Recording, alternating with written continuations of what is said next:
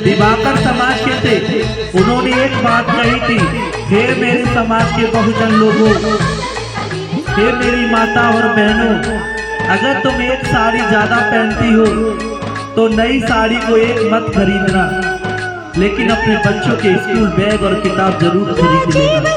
अगर स्कूल की किताब और बैग खरीदेगी तो तुम्हारे बच्चे पढ़ लिख जाएंगे। अगर तुमने स्कूल के बच्चे को नहीं भेजा तो जीवन में तुम्हारा नर्क बन जाएगा, क्योंकि बच्चा पढ़ेगा लिखेगा नहीं तो आखिर में उस स्थिति में चला जाएगा, वो भी उस संगति को पकड़ लेगा, बुरे लोगों की संगति पकड़ लेगा, वो भी पीना खाना समाज में सीख जाएगा, तो तुम्हारे लिए दुख पैदा करेगा। माँ पिता की कभी वो सेवा नहीं करेगा। जो माता पिता जन्म तो देते हैं गर्भ से, लेकिन बच्चे उनकी सेवा नहीं कर पाते। क्यों?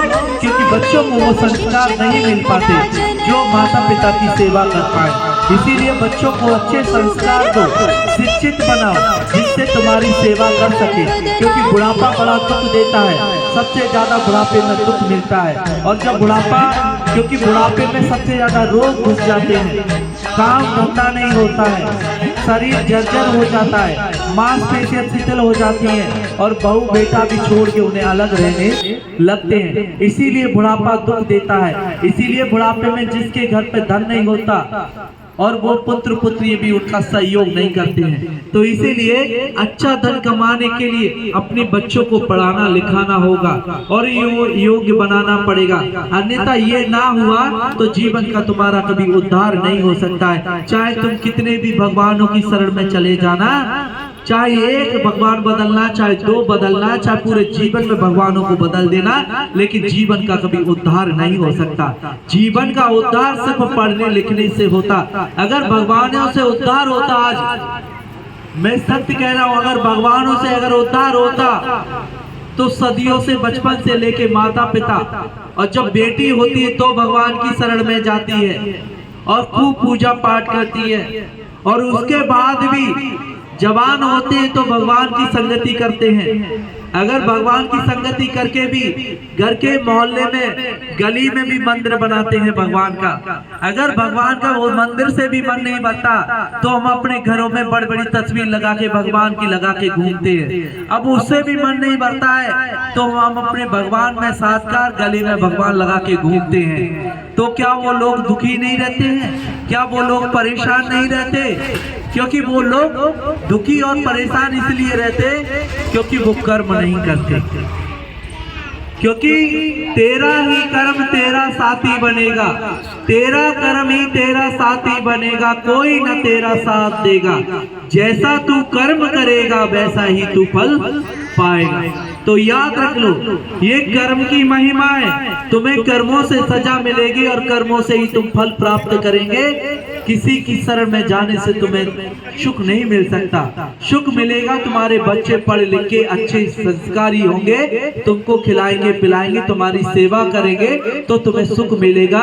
अन्यथा जीवन में कभी सेवा अगर नहीं मिली तो कभी सेवा नहीं करेंगे। जो भगवान बुद्ध ने कहा है, 4 दुख से कभी तुम मुक्त नहीं होंगे, चाहे वो किसी भी बात में हो, चाहे वो किसी धर्म को जानता हो, चाहे वो किसी पंथ को जानता हो, चाहे किसी व्यक्ति को जानता हो, लेकिन 4 जो दुख है, बुद्ध ने बताया कि 4 दुख से पूरा संसार दुखी है। पहला दुख भगवान ने कहा कि संसार में जन्म होगा तो दुख होगा। जन्म लेना इसलिए दुख होगा कि आज तक कोई भी संसार में किसी जाति किसी धर्म की ऐसी कोई महिला नहीं जिसने पीड़ा नहीं सही हो, जिसने दर्द ना झेले हो, और दर्द झेल के ही वो माँ जन्म देती है।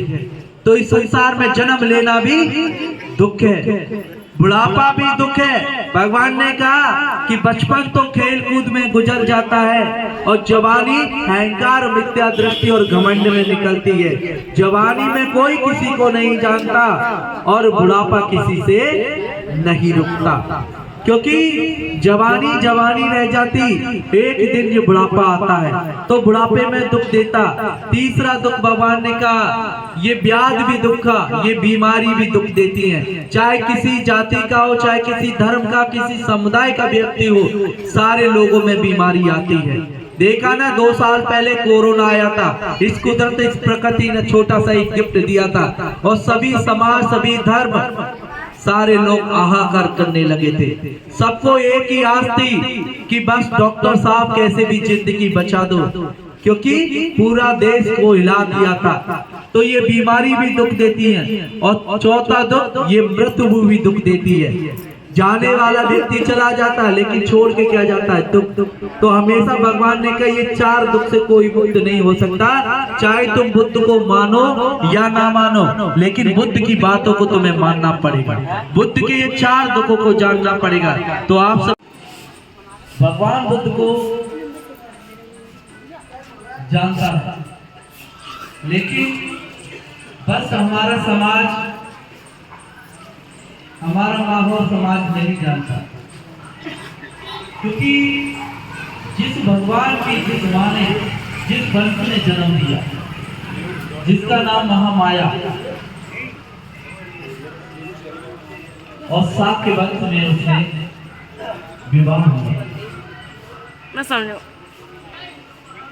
आज उसी की वजह से देखो ये बुद्ध की धरती कहलाई जाती है। ये बुद्ध की धरती उसी कोली समाज के क्षत्रिय महामाया का जन्म हुआ, लेकिन हम लोग बस जान नहीं पा रहे अपने वंशों को।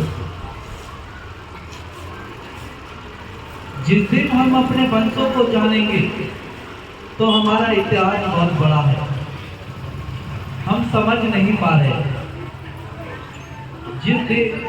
जिस तरीके से हमारी वंशज झलकारी बाई कोली अंग्रेजों से भी लोहा ले लिया था, लेकिन बात यह है कि उसको भी लोगों ने जान नहीं पाया। जो समाज अपने महापुरुष अपना इतिहास नहीं जानता, वो समाज इतिहास नहीं बना सकता। आप लोगों को अपने महापुरुषों को जानना पड़ेगा। दूसरे के घर में रहने से अच्छा है कि अपनी झोपड़ी में रह के सम्मान पाओ, क्योंकि दूसरों के घरों में सम्मान नहीं मिलता, सिर्फ अपमान की। तो आप तो उस महामाया के वंशज हैं जो 80 देश के लोग सलाम करते हैं। अगर आपको यकीन नहीं है तो हमारे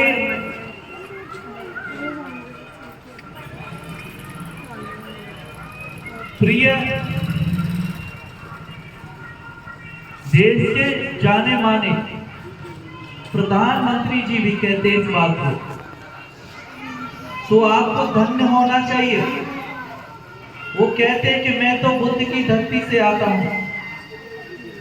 जब वो विदेश में जाते हैं एक बात कहते हैं कि मैं बुद्ध की धरती से आता हूं, क्योंकि बुद्ध का नाम से सारे लोग खुश हो जाते हैं। अगर आपको ये सच नहीं लगता, अभी 22 देशों के जब लोग आए थे बुद्ध G20 में, तो उन्होंने भी भगवान बुद्ध की मूर्ति लगाना पड़ा उनको, क्योंकि वो बुद्ध को जानते हैं। विदेश के लोग सारे बुद्ध को जानते हैं।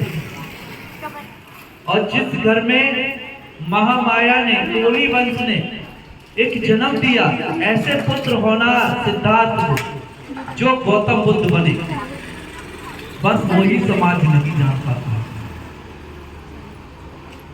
क्योंकि अशिक्षित है। जब तक समाज को पढ़ा लिखा के आगे नहीं लाया जाएगा, तब तक समाज अपना इतिहास नहीं जानता। और इतिहास तुम्हें जानना होगा।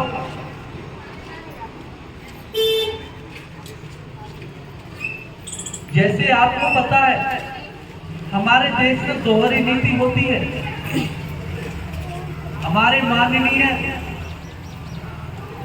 राष्ट्रपति तो बनाए हमारे समाज के, रामनाथ कोविंद जी कोली समाज से राष्ट्रपति तो बनाए, और अच्छा है कि संविधान के दायरे में राष्ट्रपति बनाया, लेकिन धर्म के दायरे में वो पिछड़ गए। जब वो एक मंदिर में जा रहे थे, उन्हें मंदिर में भी प्रवेश नहीं होने दिया। यानी धर्म नहीं कहता कि तुम मंदिर में घुसो, और संविधान ने कहा कि तू राष्ट्रपति बन। हमारा छोटे से तबका राष्ट्रपति बन गया संविधान के दायरे में आके, लेकिन धर्म के दायरे में आके वो उस मंदिर से भी दर्शन नहीं होने दिए। लेकिन कब जानेगा? सिर्फ हम बातों में हम भक्त होते हैं, लेकिन कर्म से हम लोगों को वो गले नहीं लगाते। अगर गले लगाते तो इतने बड़े राष्ट्रपति, प्रथम नागरिक होता है देश का, उसको मंदिर से नहीं निकालते होते। तो हमको जानना चाहिए, हमारी समाज को जानना चाहिए कि अपने बच्चों को पढ़ा लिखा के आगे करूं। कब तक जोर जुल्म झेलते रहेंगे? हमें भी इस प्रकृति ने, इस कुदरत ने जन्म दिया है, जिसको तुम्हारी भाषा में कहे कि भगवान ने तुमको जन्म दिया है। अगर भगवान ने जन्म दिया है तो भैया भगवान सब पे आशीर्वाद एक समान बना ही रखे, किसी पर कम, किसी पर ज्यादा, किसी पर अधिक, ऐसा क्यों बना के रखना? क्या हम इस संसार में गरीब हुए और गरीब होके पैदा हो गए इसलिए हम पर आशीर्वाद नहीं बना के रखा? जो जीवन भर हम इनकी शरण में आके अपना जीवन जीते रहे, लेकिन आज तक हमारी दुर्दशा नहीं बदली। आज जो सदियों से थे पहले और आज भी वैसे की वैसे हैं, क्योंकि जब तक आप अपना परिवर्तन नहीं करेंगे तब तक आपका जीवन का भला नहीं होगा। सारे देश में अमर शहीदों का नाम लिया जाता है, लेकिन कभी भी हमारी झलकारी बाई का नाम नहीं लिया जाता। क्या देश के लिए वो लड़ी नहीं थी? क्या देश की आजादी में उसका सहयोग नहीं था? लेकिन खूब लड़ी मर्दानी वाली वो तो झलकारी बाई कोली थी, लेकिन नाम लगा दिया खूब लड़ी मर्दानी, वो तो झांसी वाली रानी थी। लेकिन धन्यवाद देते हैं उन झलकारी बाई कोली को, जिसकी हूँ शकल वो लक्ष्मीबाई से मिलती थी। लक्ष्मीबाई तो एक रास्ते से मैदान से निकल गई थी और उसके पुत्र को बांध के वो युद्ध के मैदान में लड़ती रही। मरने के लिए छोड़ के झलकारी बाई को गए और रास्ता भाग के खुद निकल गए, और नाम इतिहास में लिख दिया कि लड़ी वो नहीं थी, लड़ी झलकारी बाई कोली थी। क्योंकि कोली वंश में आती, इसीलिए उसका नाम इतिहास के पन्नों में नहीं रखा गया, क्योंकि छोटे समाज से। लेकिन ये छोटा समाज नहीं, सदियों से ये क्षत्रिय समाज रहा है, बड़ा समाज रहा है, लेकिन आज दबा कुचला समाज बना दिया है। जब तक हम जानेंगे नहीं तब तक हम कैसे जानेंगे अपने महापुरुषों को, अपने इतिहास को, कैसे अपने पन्नों को जानेंगे? तो आपको याद रखना चाहिए, ये बुद्ध का वो धर्म है जो समानता रखता है कि मानव मानव एक समान। अगर मानव जगती में जन्म लिए हैं तो ये मानव एक जैसा है, फिर इसके अंदर भेद कैसे रखा है? जब भगवान सब पर दया दृष्टि रखता है तो सबको जातियों में क्यों बांट के रखा है? अगर जातियों में बांट के रखा है तो ये शूद्र समाज को 6600 जातियों में तो तोड़ के रखा है। क्यों तोड़ के रखा है? अगर वैसे तो कहते हैं वर्ण व्यवस्था से 4 वर्ण व्यवस्था है, ब्राह्मण, वैश्य, क्षत्रिय और शूद्र को 6600 जातियों में क्यों तोड़ के रखा है? क्योंकि उसको एक क्यों नहीं रहने दिया? 3 जातियां एक रहती हैं, खाली शूद्र समाज एक नहीं रहता है। शूद्र समाज को 6600 जातियों में तोड़ के रखा, छोटे छोटे गुटों में तोड़ के रखा, कि जितना ये कमजोर रहेगा उतना इस पे अत्याचार किया जाएगा, और जितना ये एकजुट रहेगा कभी इस पे अत्याचार नहीं। क्योंकि हमें तो सिर्फ शूद्र समाज का क्या काम है? अगर हम हिंदुत्व हैं, जब झगड़ा हो जाए तो कोई ये नहीं कहता कि हिंदू से हुआ है। सारे लोग कहते कि खटीक और बालिक, गोरी, जाटा, ये सबसे झगड़ा होता है, जब ये हिंदू नहीं होता। और जब धर्म की बात आ जाती, लड़ने की बात आती, तो कहते ये सब हिंदू है। क्योंकि जातियों में किसने तोड़ के रखा है? 6600 जातियों को सूत्र में तोड़ के रखा, क्योंकि कभी इनको हक और अधिकार नहीं मिले। याद रखो, ये हक और अधिकार तुम्हें तुम्हारे संविधान से मिले हैं। अगर जिस दिन के भारत का संविधान इस देश से खत्म किया जाएगा, उस दिन तुम्हारे हक और अधिकार फिर की तरह छीन लिए जाएंगे, दास और गुलाम बनाया जाएगा। और गुलामों का काम होता है सिर्फ सेवा देना। क्योंकि देखा ना, क्योंकि ब्राह्मण किसी की गुलामी नहीं करता है, वो हमेशा राजशाही परिवार जिंदगी जीता है। और वैसे हमेशा अपना व्यापार में व्यस्त रहता है। दुनिया का सारा धन व्यक्तियों के पास है, बनियाओं के पास होता है सारा धन। और क्षत्रिय हमेशा योद्धा रहा है, वो दूसरों की सेवा के लिए होता है। और शूद्र को बताया गया कि ये सेवा सिर्फ इन तीनों की करेगा, इसीलिए तीनों की सेवा के लिए बेचारा शूद्र बना दिया। और ये सेवा जीवन भर करता है। कब तक सेवा करेंगे? हमारा भी हक और अधिकार होता है। देख लो, आज पढ़ लिख के तुम कितने भी आगे चले जाते, लेकिन उनका संविधान और उनकी मनुस्मृति यही कहती कि ये व्यक्ति अछूत है, ये व्यक्ति नीचा है और ये कुछ नहीं कर सकता। इसका उदाहरण मैं इसलिए दे रहा हूं क्योंकि रामनाथ कोविंद जी हमारे कोली समाज से तो आए, संविधान के दायरे में रख के उनको राष्ट्रपति बनाया, लेकिन जब जब वो दर्शन करने के लिए जाते तो धर्म आड़े आ जाता, धर्म बीच में आ जाता कि नहीं तुम कोली समाज के हो, इसीलिए तुम्हें मंदिर में प्रवेश वर्जित है। बताइए, इतने बड़े राष्ट्रपति के साथ ऐसा व्यवहार हो सकता है, तो आप तो एक छोटे मोटे लोग हैं, आपके साथ कैसा व्यवहार हो सकता है? लेकिन इतिहास बनाना होगा, जानना पड़ेगा, अपने बच्चों को, अपनी महिलाओं को वीरांगना बनाना पड़ेगा, झलकारी बाई कोली जैसा बनाना पड़ेगा। अपनी बेटी को हमेशा स्वाभिमान जैसी बनाओ कि बेटी अगर जन्म लेना है तो झलकारी बाई कोली जैसा बनना। झलकारी बाई कोली जैसा इसलिए बनना क्योंकि युद्ध की रणभूमि में भी युद्ध में जीत के आती है। क्या हुआ? उन्होंने उसका नाम नहीं दिया, उसका इनाम ना दिया, तो क्या हम इस इतिहास को नहीं जानते? क्या हम तो उसके इतिहास को जानते हैं। और अपनी उस वीरांगना की वजह से ही इतना बड़ा ये मौका, सौभाग्य है कि झलकारी बाई जैसी वंशज में तुमने जन्म लिया और महामाया के जैसे वंशज में तुमने जन्म लिया। तुम तो धन्य हो, तुमसे बड़ा कोई कृतज्ञ, कोई पुण्यवान व्यक्ति नहीं हो सकता। इसीलिए धर्म का रास्ता बड़ा सुविच्छा से है। आपको लगता है ना कि जिस डॉक्टर आम्बेडकर ने दुनिया में सबसे ज्यादा डिग्रियां ली, पूरा देश उनको सिंबल ऑफ नॉलेज के नाम से जाता है, ज्ञान का प्रतीक डॉक्टर आम्बेडकर। लेकिन आम्बेडकर ने जन्म एक शूद्र समाज, अछूत समाज में जन्म लिया, लेकिन कभी उन्होंने उतना महत्व नहीं पाया। क्यों? क्योंकि वो अछूत जन्म लिए।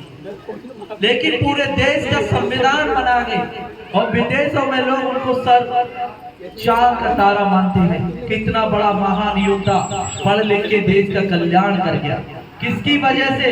अगर आज डॉक्टर अंबेडकर पढ़ के अगर ये संविधान नहीं बनाते तो आज हमें कहीं पे भी नहीं गिना जाता।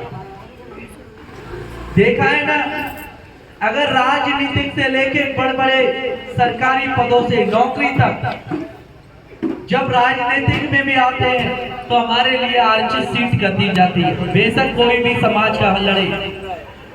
कभी देखा है उन समाज के लोगों ने? हमें सिर्फ आरक्षित सीट से लड़ाए जाते हैं। अगर वो समाज हमको देता, अगर इतना महत्व देता तो वो जनरल सीट पे लड़ा के हमको क्यों नहीं जिता के भेजता?